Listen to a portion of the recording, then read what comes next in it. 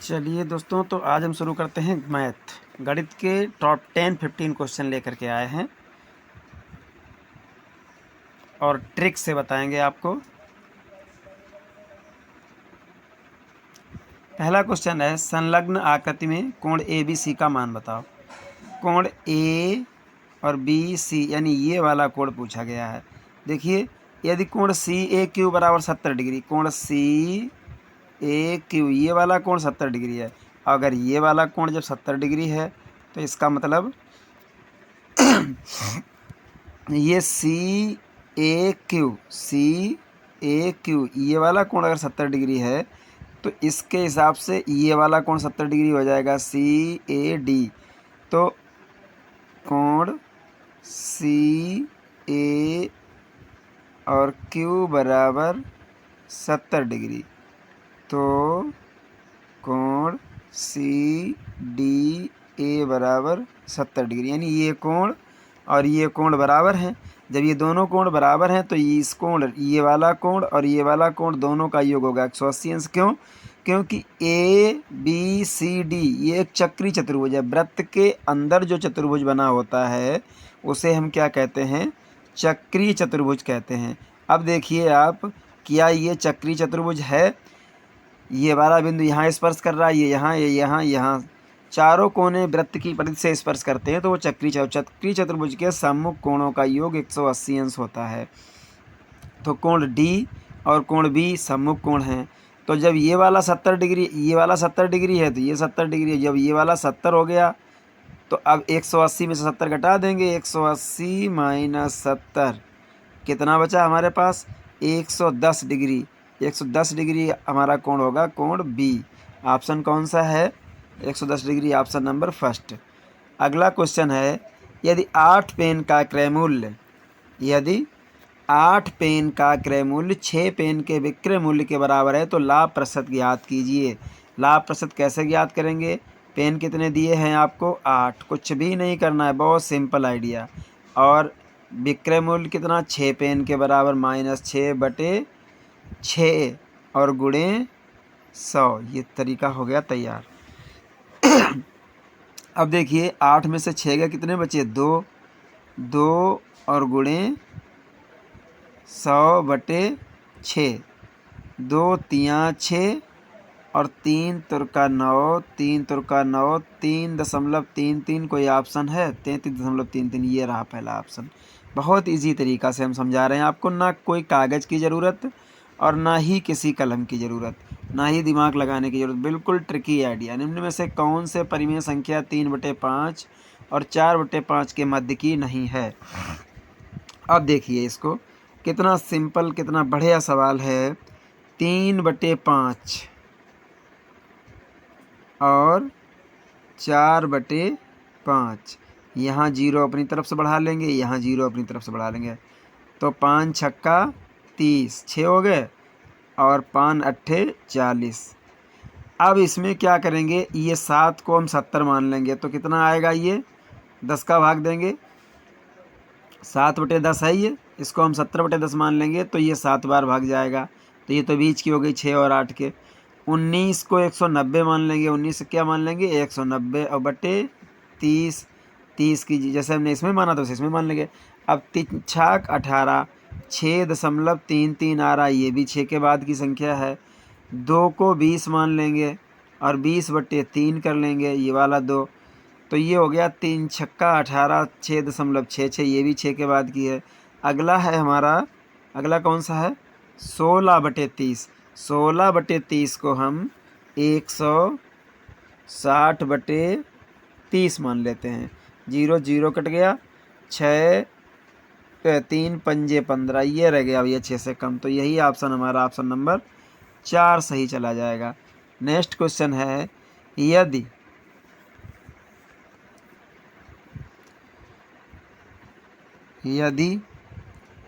3 pen 2 pencil 4 रबड़ का मूल्य 92 रुपये। लिख लीजिए भैया, 3 पेन और 2 पेंसिल प्लस 4 पेन, और इधर क्या है? इसी सवाल में बता देते हैं। सवाल में देख लीजिए भाई आसानी से। 3 पेन 2 पेंसिल 4 रबड़ का मूल्य 92 रुपये। 8 पेंसिल 16 रबड़ का मूल्य 68 रुपये। 24 पेन का मूल्य बताइए। गौर से देखिए, 3 पेन है। अब यहाँ पेन तो दिए नहीं नीचे। पेंसिल कितनी है 8 4 2 और इधर कितनी है 8। तो इसमें हम क्या करेंगे, ऊपर वाले लाइन में हम ऐसा गुणा करेंगे कि पेंसिलें पेंसिलें बराबर हो जाएं और रबड़ रबड़ बराबर हो जाएं। तो इसके लिए हमें क्या करना पड़ेगा, 4 का गुणा करेंगे। 4 तिया 12 पेन हो गए, प्लस 4 दूनी 8 पेंसिल हो गई। ठीक है, अब प्लस 4 चक्कू 16 ये रबड़ हो गए। अब देखिए 8 पेंसिल से 8 पेंसिल कट गए और 16 रबड़ से 16 रबड़ कट गए। अब हमारे पास 92 में भी 4 गुणा करेंगे तो 4 दूनी 8 और 4 नेम 36 368। तो हमारे पास क्या बचा है, अब हमारे पास एक तरफ बचा है 12 पेन। 12 पेन बराबर 368। तो अब 12 पेन बराबर 368। तो 24 पेन बराबर कितना होगा, एक पेन बराबर 368 बटे 12 और गुणे 24। 12 दूनी 24। एक मिनट, हमने घटाया नहीं, सर क्वेश्चन गलत कर दिया भाई, दोबारा देखिए। ऐसे देखिए बहुत सिंपल वे से, 3 पेन 2 पेंसिल और 4 रबड़ का मूल्य 92 रुपये है। 8 पेंसिल 16 रबड़। अब हमें यहाँ 8 पेंसिल करनी है 2 की जगह पर और रबड़ 16 करनी है 4 की जगह पर। तो यहाँ पर हम क्या करेंगे, ऊपर वाली लाइन में अगर हम 4 का गुणा कर देंगे तो ये सारी बराबर हो जाएंगे। ऊपर वाली लाइन हमने 4 गुणा कर दिया, 3 चक्कू 12 पेन हो गए, प्लस 4 दूनी 8 पेंसिल हो गए, प्लस 4 चक्कू 16 रबड़ हो गए, बराबर मूल्य कितना है, इसमें 92 में भी 4 का गुणा होगा। 4 दूनी 8 और 4 नेम 36 368 रुपये। अब देखिए 8 पेंसिल से 8 पेंसिल कट गए और 16 रबड़ से 16 रबड़ कट गए। हमारे पास बचा है इसको घटाया है हमने, 8 में से 8 चले गए कुछ नहीं बचा, 16 में 16 चले गए कुछ नहीं बचा। अब हमारे पास बचा 12 पेन बराबर 368 और माइनस ये वाले 68 हो जाएंगे। अब क्या बचा हमारे पास, 12 पेन का मूल्य है 300 रुपये। 68 में से 368 में 68 चले गए तो एक पेन का मूल्य कितना, 24 पेन का मूल्य कितना होगा, 24 पेन का मूल्य 300 बटे 12 गुणे 24, ये काट दीजिए, 12 दूनी 24 3 दूनी 600, 600 रुपये कोई ऑप्शन है, ऑप्शन नंबर 4 जाएगा 600 रुपये। चलिए नेक्स्ट क्वेश्चन, एक त्रिभुज की रचना नहीं कर सकते हैं यदि हमें दिया है केवल 3 कोण 2 कोण और 1 भुजा, केवल 3 भुजाएं एक, तो भैया 2 भुजाएं अगर उनके मध्य का कोण दिया होगा तो हम कर लेंगे, केवल 3 भुजाएं दी होंगी तब भी कर लेंगे। 2 कोण, ये को की जगह कोण कर लीजिए, 2 कोण और 1 भुजा दी होगी तब भी कर लेंगे। यही ऑप्शन हमारा गलत जाएगा। अगला है, अगर हमें केवल 1 भुजा और 3 कोण दिए होंगे तो हम उसको जो है नहीं कर पाएंगे।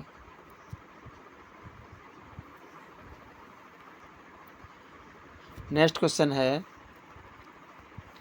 यदि किसी आयताकार भूखंड की लंबाई और चौड़ाई में क्रमशः 50% और 20% की वृद्धि कर दी जाए तो इसका क्षेत्रफल कितना होगा। देखिए अगर वृद्धि कर दी जाए तो हम क्या करेंगे, 50 प्लस 20 प्लस 50 गुणे 20 बटे 100।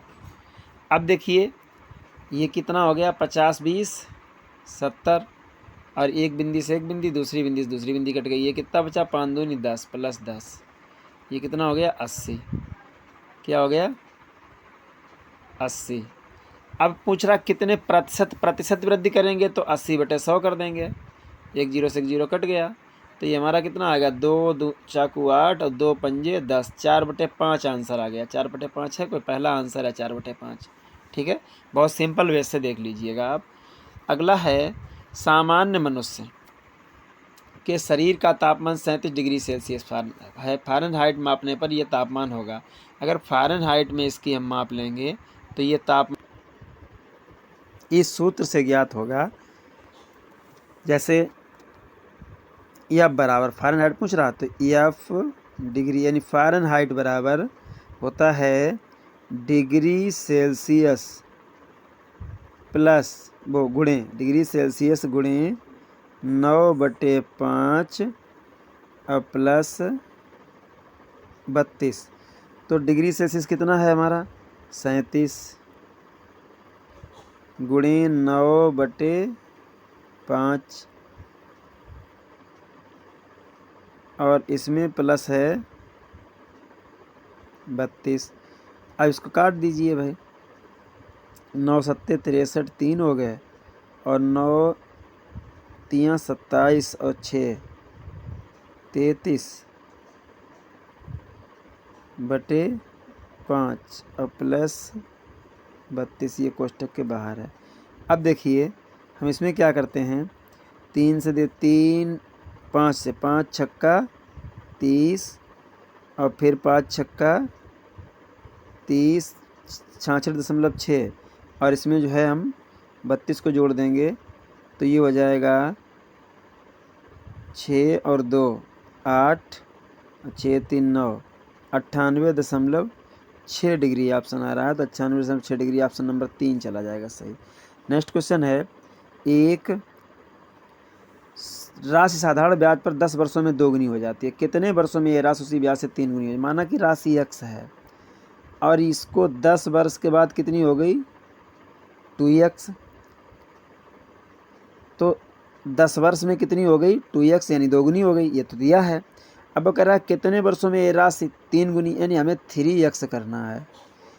तो अब ये यहाँ से हमने 10 वर्ष और बढ़ा दिए और यहाँ हमारी 2x थी तो ये 3x हो जाएगी। तो कितने वर्षों में हो जाएगी 10 ये और 10 ये 20 वर्ष हो गए। 20 वर्ष का ऑप्शन देखिए है कोई भाई, पहले ही ऑप्शन है 20 वर्ष।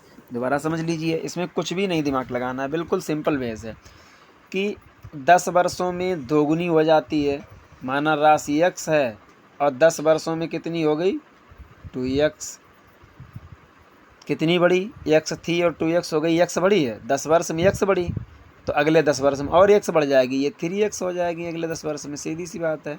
तो वर्षें कितनी हो गई, ये 10 वर्ष में 3x हो गई, वर्षें कितनी हो गई 10 ये और 10 ये 20 वर्ष हो गया। आज से कोई सूत्र उसकी ज़रूरत नहीं है सोचने की। नेक्स्ट क्वेश्चन है, 80 मीटर व्यास वाले एक वृत्ताकार पार्क के अंदर अधिकतम क्षेत्रफल का एक वर्गाकार खेल का मैदान है। खेल के मैदान का क्षेत्रफल याद कीजिए। एक 80 मीटर व्यास है, वृत्त है और इसका एक व्यास है कितना 80 मीटर ये, और ये खेल का मैदान, इसके अंदर एक वर्गाकार खेल का मैदान है। तो देखिए बना दें आपको चित्र सही से, ये रहा एक वृत्त और इसके अंदर अगर हम वर्ग बना रहे हैं इस तरीके से तो यही तो वर्ग होगा। ये इस भुजा को टच कर रहा है, ये इस भुजा को टच कर रहा है।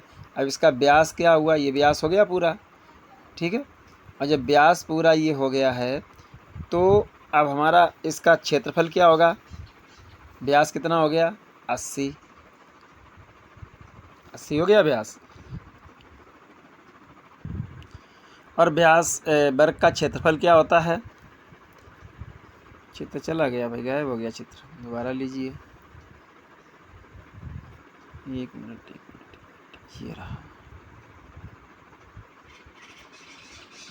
ये रहा हमारा वृत्त और ये वृत्त के अंदर एक हमारा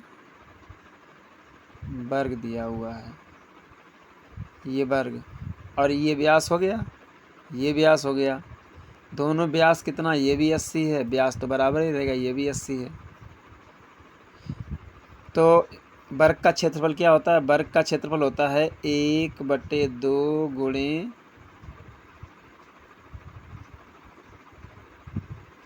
विकर्णों का गुणनफल। तो ये क्या हो जाएगा, 1/2 गुणे 80 और गुणे 80, तो ये कट गया, 40 हो गया। 8 चौको 32, 3200 हो गया। 3200 कोई ऑप्शन है, पहले ही ऑप्शन जा रहा है 3200। इसका एक और सिंपल तरीका आपको हम बताते हैं, बहुत सरल तरीका। देखिए, जब भी ऐसा सवाल आ जाता है 80 मीटर व्यास, कोई वृत्त दिया हो, वृत्त के अंदर अगर कोई वर्ग पूछ रहा है और उस वर्ग का क्षेत्रफल पूछ रहा है, तो बहुत आसान ट्रिक है। आप जितना विकर्ण देंगे उस विकर्ण में गुणा कर देंगे और बटे 2 कर देंगे। 2 से काट दीजिए, 2 चाकू 8, 40 गुणे 80, 8 चौको 32, ये 3200 वर्ग मीटर हो गया अपने आप।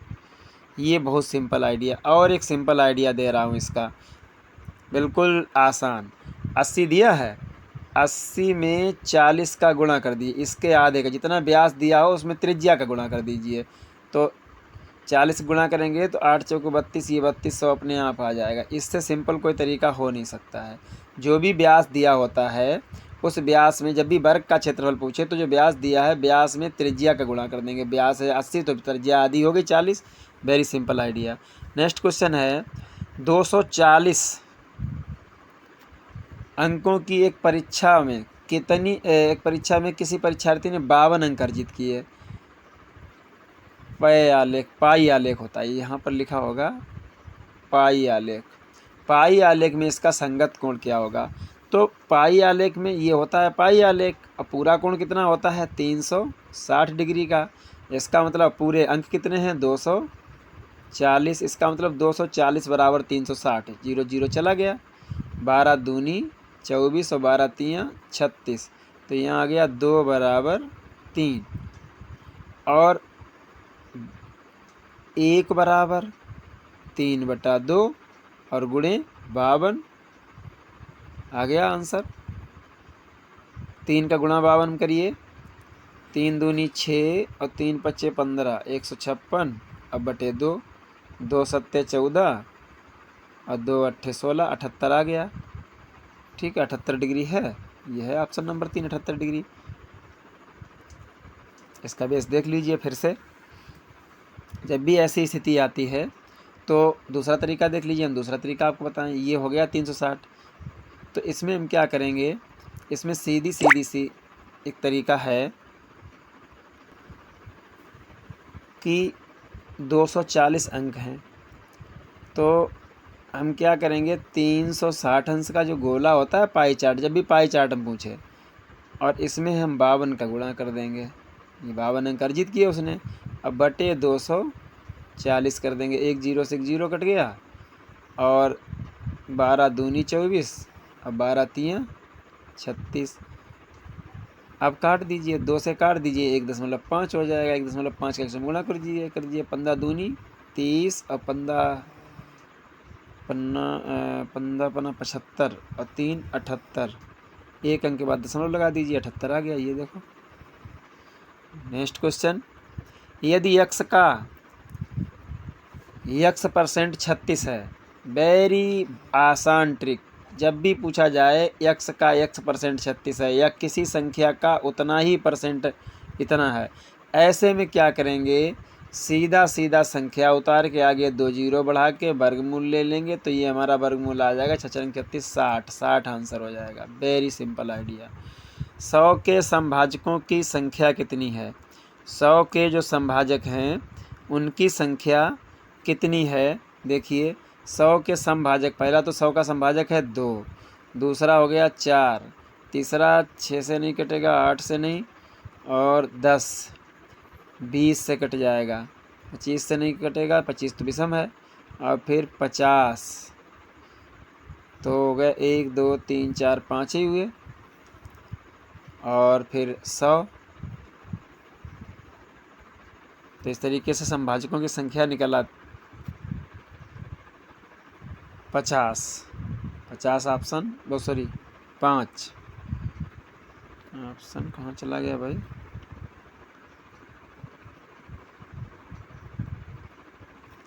ये रहा 5 आ जाएगी, 5 ऑप्शन नंबर 3 है। अगला क्वेश्चन है 12 सेंटीमीटर भुजा वाले किसी घन से 3 सेंटीमीटर भुजा वाले कुल कितने घन काटे जा सकते हैं। 12 सेंटीमीटर भुजा है, एक भुजा 12 सेंटीमीटर है और 3 सेंटीमीटर घन काटे जा रहे हैं।